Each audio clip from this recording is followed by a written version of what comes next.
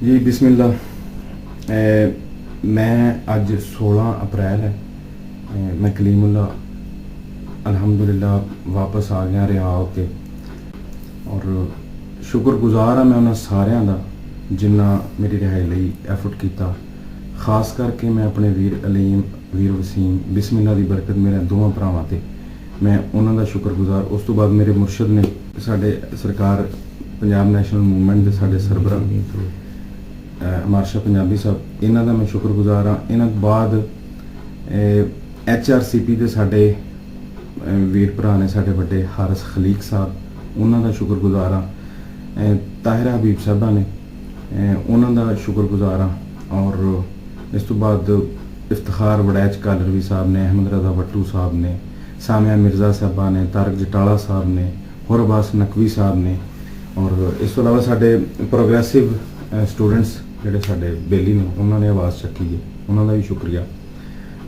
अलावा अजी मुल्कों बार नज़ीर कोट साहब ने, डॉक्टर समी साहब ने, इतने साडे हकीम आसफ गुज्जर साहब ने, साडे बड़े प्यारे पाकपतन कसवर भट्ट साहब ने, उन्होंने बड़ी मेहरबानी मुहब्बत।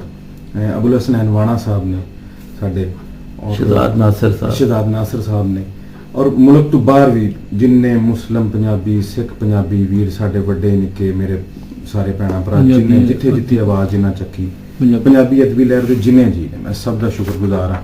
इस तो बाद मेरा वीर मेरा चन्न चौधरी हाजक चीमा, चौधरी जहांजेब चीमा, अपना चौधरी अली हमजा गुज्जर, और उस तो बाद साडा वीर इमरान शहजाद राय, जेल मुनिहारस साहब, मेरे वीर राणा दानिश ख्याल साहब, राणा शहजाद साहब, चौधरी बी पंजाब, सारिया बड़िया निक्किया भरावां दा सारे अपने आदरयोग धियां भैणां दा सब दा मैं जिन्ना आवाज़ चक्की है मेरी रिहाई लई उन्हां दा मैं अज शुक्रिया अदा करना। और नारा जिहड़ा अव्वल आखिर पंजाब है साडा, जीवे पंजाब जीवे पंजाबी, वो इंशाअल्लाह अपने सोहने रूप विच वजदा रहे और पंजाब के हक की गल होवे, पंजाब के जिहड़ा पंजाब नूं सोहना बनाउण दी, पंजाब नूं रोशन करन दी जिहड़ी गल हुंदी है पई असीं पंजाब नैशनल मूवमेंट वाले करने आ, वो सच्चा बादशाह मेहर करे असीं करदे रहीए। ठीक है जी।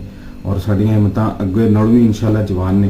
बाकी अल्लाह मुश्किल कुशा वारस सोहना बादशाह साडे ते मेहर करे, पंजाब ते मेहर करे, साडे जिहड़े दूजे अकाईद साडे पाकिस्तान दे जी ने साडे सूबे दूजे उन्हां दे रब सच्चे बादशाह दी मेहर होवे। और मैं बड़ा शुक्रगुजार हाँ सारिਆਂ ਦਾ एक बारी फिर ते मुर्शद कोई फरमाना होवे तो मैं सारे वीरां दा नाम लै दित्ता है, कोई रह गया होवे ते मैं उन्दा भी मशकूर हाँ, बहुत शुक्रगुजार हाँ जिन्हें फोन करके पूछा, जिहड़ा टुर के एहतजाज च रलिया या जिहड़ा बार बार पता करता रहा व्हाट्सएप पे पता करता रहा, सारिਆਂ दी असीं मशकूर हाँ।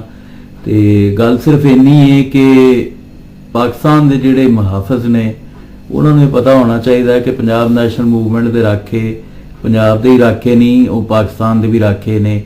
तो नैशनलिस्ट तहरीक जिहड़ी है, नैशनलिज्म जिहड़ा है वो जुर्म नहीं।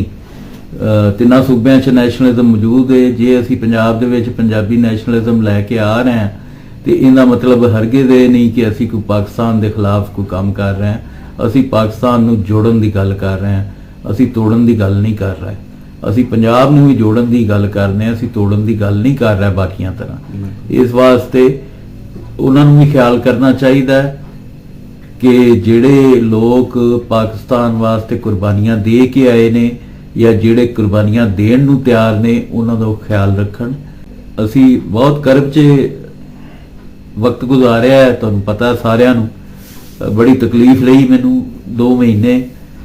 ते मैं यही कहना चाहांगा कि ये मिसिंग परसनस का जिहड़ा इशू है इनू साडे मुक्तदर अदारे, साडी हुकूमत, साडी रियासत इनू बेहतर तरीके नाल डील करे। जिन्नी सज़ा एक बंदा अंदर कट रहा हुंदा उस तो 2 गुणा सज़ा बाहर बैठे लोग कट रहे हुंदे ने। ते इहदा कोई बकायदा हल कढ़िया जाए। और ये साडा पुत्तर ही नहीं, ये पूरे पंजाब का पुत्तर है।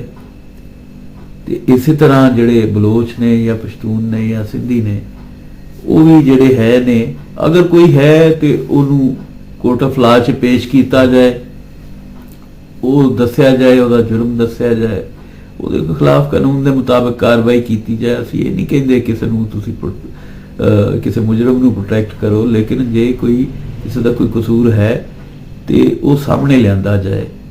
ਇਹ ਜਿਹੜਾ ਇਸ ਤਰ੍ਹਾਂ ਲਾਪਤਾ ਕਰਨਾ ਹੈ, ਇਹ ਦਰੁਸਤ ਤਰੀਕਾ ਨਹੀਂ ਹੈ। ਇਹਦੇ ਨਾਲ ਪਾਕਿਸਤਾਨ ਕਮਜ਼ੋਰ ਹੋ ਰਿਹਾ, ਮਜ਼ਬੂਤ ਨਹੀਂ ਹੋ ਰਿਹਾ। ਤੇ ਇਹ ਰਵਿਸ਼ ਬਦਲਣੀ ਚਾਹੀਦੀ।